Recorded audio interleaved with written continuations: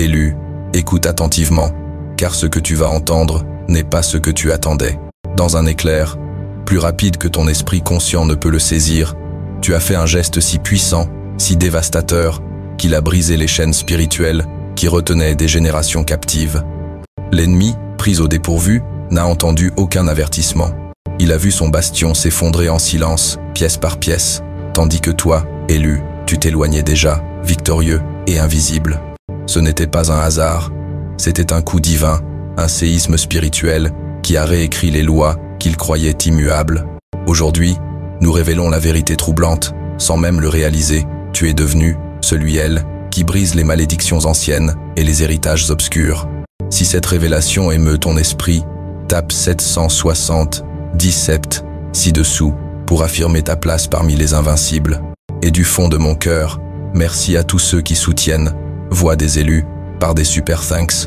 Votre foi allume ce mouvement irrépressible. Restez attentifs, car ce que je vais partager ensuite bouleversera votre réalité entière. Élu, tu n'as pas seulement interrompu un cycle répétitif, tu as démantelé l'architecture invisible qui le soutenait. Imagine ces schémas comme un plan complexe gravé dans les royaumes invisibles, une structure divine qui, intacte, permettait aux blessures anciennes, aux relations toxiques et aux forteresses générationnelles de se reconstruire sans fin. La plupart résistent à ces schémas seulement quand ils se manifestent, comme s'ils tentaient de démolir une maison en ruine sans toucher aux plans cachés dans le grenier. Tant que ces plans existent, la structure peut renaître, parfois plus forte. Proverbe 3, 5, 6 nous rappelle « Confie-toi en l'Éternel de tout ton cœur, et ne t'appuie pas sur ta sagesse. Reconnais-le dans toutes tes voies, et il aplanira tes sentiers. » Cette soumission profonde vous a permis d'accéder à un niveau supérieur, non pas combattre les symptômes, mais effacer la source. Vous avez pénétré les plans invisibles, le ADN spirituel de ces schémas, les démontant à leur origine, ne laissant aucun support pour une reconstruction. Pourquoi alors certaines personnes de votre passé persistent-elles avec leurs anciennes manipulations? Elles s'accrochent aux mêmes crochets émotionnels, déploient les mêmes tactiques de confusion et de contrôle, rejouant les drames qui vous emprisonnaient autrefois. Mais leurs efforts sont vains, comme un musicien jouant sur un piano débranché. Les touches répondent, mais aucune mélodie ne résonne. Leur frustration grandit, nourrie par leur ignorance de pourquoi leur influence ne vous lie plus. Ce changement dépasse une simple transformation de surface. Jérémie 31, 33 promet « Je mettrai ma loi au-dedans d'eux, je l'écrirai dans leur cœur. » Vous avez annulé l'alliance énergétique qui permettait à ces schémas de prospérer en vous. Les portes ouvertes aux vieilles tentations sont scellées par une autorité divine. Avez-vous remarqué comment les tentations qui vous submergeaient autrefois vous effleurent à peine aujourd'hui?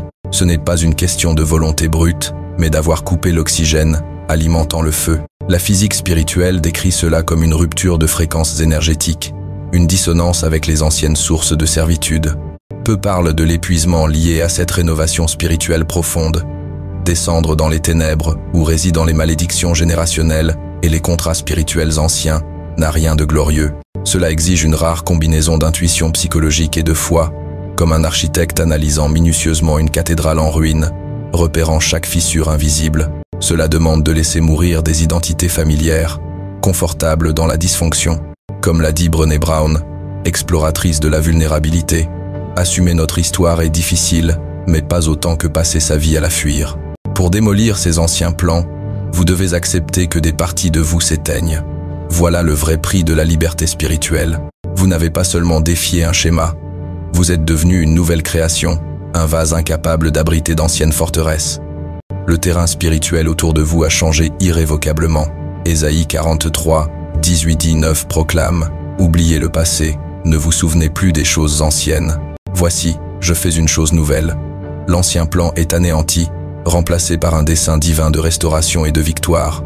Les chaînes qui retenaient d'autres pendant des décennies, forgées dans la douleur et la tromperie, n'ont plus de prise sur vous. Vous êtes au-delà de leur portée, oint et scellé par une puissance qui défie l'entendement. Avez-vous déjà réfléchi à ce que signifie vraiment se libérer, non pas en surface, mais à la racine? Quand les fréquences de la servitude sont effacées de l'architecture spirituelle de votre vie, telle est votre réalité aujourd'hui. Romains 8, 37 affirme « Dans toutes ces choses, nous sommes plus que vainqueurs par celui qui nous a aimés. » Cette victoire n'est pas passive, c'est une rénovation active de l'âme, une reconstruction sur un roc solide, capable de résister à toute tempête. Debout maintenant, élus de Dieu, levez-vous avec la force de ceux qui ont non seulement brisé des chaînes, mais redessiné les cieux de leur existence spirituelle. Les plans de servitude sont effacés, l'avenir est vôtre à construire, inébranlable, éternel, victorieux. Vous avez déplacé l'arène de la guerre spirituelle hors de portée de l'ennemi, élevant le champ de bataille dans une dimension inaccessible à ses yeux. Ce seul changement a transformé le conflit. Les luttes répétées ne viennent pas d'une force accrue de l'adversaire, mais du fait que les batailles se déroulent sur les mêmes terrains émotionnels qu'il maîtrise. Comme un prédateur rôdant sur un territoire familier, il excelle dans ces zones. Psaume 27, 2 dit « Quand des méchants, mes adversaires et mes ennemis, se sont avancés contre moi pour dévorer ma chair, ils ont trébuché et sont tombés. » Cette force ne vient pas de la brutalité, mais d'un repositionnement radical, déplaçant le champ de bataille vers un nouveau territoire. Imaginez une rivière sauvage, serpentant dans une forêt dense. Le prédateur connaît chaque courbe et chaque ombre le long des berges, attendant de frapper. Mais si la rivière change soudain de cours, creusant un nouveau chemin dans une terre vierge, ses connaissances deviennent obsolètes. Et si votre geste invisible a déjà déplacé tout le champ de bataille, êtes-vous prêt à marcher avec assurance dans ce nouveau territoire où l'ennemi ne peut plus vous piéger? La paix vient non pas en réarrangeant les circonstances, mais en réalisant qui vous êtes en profondeur. Comme l'a dit Eckhart Tolle, ces fréquences agissent comme des ondes radio. Tant que vous restez sur la même chaîne, les signaux ennemis perçant vos défenses. En vous élevant à une fréquence spirituelle plus haute, leurs transmissions s'éteignent. Johann Sebastian Bach, dont la musique reflète l'harmonie divine, disait « Le but ultime de la musique est la gloire de Dieu et le rafraîchissement de l'âme. Votre âme, accordée à une harmonie supérieure, laisse les anciennes batailles sans écho. Les insultes et manipulations de l'ennemi tombent comme des lettres envoyées à une adresse abandonnée. Ils attendent une réaction, une faille, mais ne trouvent que silence, car vous n'êtes plus sur ce champ de bataille. » Colossiens 3, 2 ordonne « Affectionnez-vous aux choses d'en haut et non à celles qui sont sur la terre. Ce choix délibéré vous place hors de leurs termes. Vous êtes comme un aigle planant au-dessus des plaines, hors de portée des renards et des loups. Leurs armes de chaos perdent leur puissance, car vous combattez depuis la clarté et la paix. Avez-vous déjà survolé le chaos comme cet aigle? Pourquoi laisser encore des batailles terrestres troubler votre paix? Votre refus d'entrer dans leur chaos les dépouille de leur défense. Le champ de bataille est maintenant le vôtre, régi par l'ordre divin. Romains 16, 20 promet, le Dieu de paix écrasera bientôt Satan sous vos pieds. Cet écrasement se produit souvent dans le silence d'un royaume supérieur. Avez-vous senti la paix remplacer le tumulte, la clarté dissiper la confusion? Vous êtes devenu un sanctuaire accordé à la fréquence du ciel, inaccessible aux anciennes attaques. Tenez bon, élus de Dieu, et revendiquez pleinement cette victoire. Le champ de bataille a changé, le jeu de l'ennemi est brisé. Levez-vous avec l'autorité donnée, combattez depuis votre hauteur, inébranlable, victorieux et libre pour l'éternité. Certains schémas spirituels, bien que puissants, ne sont pas infinis par nature. Chaque malédiction ou forteresse générationnelle porte une date d'expiration intégrée, un seuil après lequel elle ne peut se maintenir sans être renouvelée par la génération suivante. C'est pourquoi certaines luttes semblent se répéter dans les familles. La malédiction ne vit pas éternellement seule, elle survit parce que quelqu'un, consciemment ou non, continue de la porter. Ézéchiel 18, 20 précise. Le fils ne portera pas la faute du père. Par des choix répétés, des accords inconscients ou des blessures non guéries, la malédiction se nourrit de cet héritage continu. Elle s'attend à ce que chaque génération trébuche au même point, permettant au cycle de se réinitialiser indéfiniment. Cette attente persistante forme une architecture spirituelle de servitude, conçue pour maintenir le contrôle à travers le temps et les lignées. Avez-vous déjà senti le poids écrasant des luttes héritées et vous demandez si elles étaient vraiment indestructibles et si leur pouvoir dépendait entièrement de leur transmission, comme une course de relais où le témoin est volontairement passé? Combien de fois vous êtes-vous retrouvé à marcher sur les mêmes chemins de douleur, piégé dans une boucle sans issue? Que signifierait de sortir de ce cycle et de revendiquer une nouvelle destinée, libre des schémas du passé? L'ennemi s'attend à un effondrement à ces moments critiques, certains âges ou saisons où les épreuves de la vie culminent. Pourtant, vous avez dépassé ce point, tandis que d'autres avant vous ont cédé, succombant au désespoir ou répétant des comportements destructeurs, vous avez tenu ferme. Votre endurance est devenue une forteresse contre le renouvellement de la malédiction. Le moment où vous avez refusé de vous rendre a démantelé le calendrier de l'ennemi, brisant le rythme du cycle, comme une montagne inébranlable face aux tempêtes déchaînées. Votre résilience témoigne d'un empowerment divin au-delà des attentes humaines. Psaume 27, un proclame « L'Éternel est ma lumière et mon salut. De qui aurais-je peur ?» Ce verset incarne votre posture spirituelle, ancrée et inébranlable dans la force divine. Avez-vous souvent rappelé cette protection divine dans les moments d'épreuve? De quelle manière cette foi inébranlable a-t-elle transformé votre parcours? Votre survie transcende le domaine physique. C'est un triomphe émotionnel et spirituel. Vous refusez d'abriter l'amertume, l'addiction ou la colère, des racines qui auraient permis à la malédiction de s'enraciner davantage. En les rejetant, vous avez fermé la porte par où la malédiction cherchait à entrer. Cet acte subtil, mais décisif de nier son accès, réécrit l'héritage pour ceux qui vous suivront. Une malédiction nécessite un consentement, souvent accordé inconsciemment par des réactions répétées et destructrices. Vous avez brisé ce cycle et retiré votre consentement. Avez-vous remarqué comment les chaînes invisibles qui entravaient votre lignée familiale se relâchent dans vos mains? Quelle sensation procure la liberté quand le fardeau de la douleur héritée s'envole? Comment votre paix nouvelle influence-t-elle vos relations et les générations futures? Prenons l'exemple de Nick Vujicic, conférencier motivant, né sans bras ni jambes. Malgré des défis écrasants qui auraient pu l'enchaîner au désespoir, Nick a brisé les cycles générationnels d'impuissance et de limitation. Il dit « Si j'échoue, j'essaie encore, encore et encore ». Sa vie montre que rompre un cycle exige une détermination sans faille et un esprit ancré dans l'espoir. Jérémie 29, 11 promet « Je connais les projets que j'ai pour vous, des projets de paix et non de malheur ». Ce plan divin se déploie quand les chaînes du passé sont brisées, vous invitant à marcher avec audace vers une vie façonnée non par la défaite ancestrale, mais par un dessein céleste. Quelle vision d'espoir naissent en vous en embrassant cette promesse?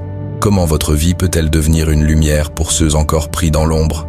Romains 12, 2 exhorte « Ne vous conformez pas au monde, mais soyez transformés par le renouvellement de votre esprit. » Votre renouveau a fissuré les fondations de la malédiction, la rendant impuissante face à votre foi. Ce renouveau n'est pas un changement momentané, mais une reconstruction architecturale continue de votre être intérieur. Comment cultivez-vous ce renouveau quotidiennement, veillant à ce qu'aucune fissure ne permette aux anciens schémas de revenir? La malédiction a parié sur la répétition de l'histoire, mais vous avez dépassé sa portée. Vous avez refusé de la transmettre à vos enfants, vos relations ou votre communauté. Vous l'avez privé de sa seule lifeline, un hôte consentant. C'est l'acte ultime de guerre spirituelle, non par confrontation, mais par persévérance et refus.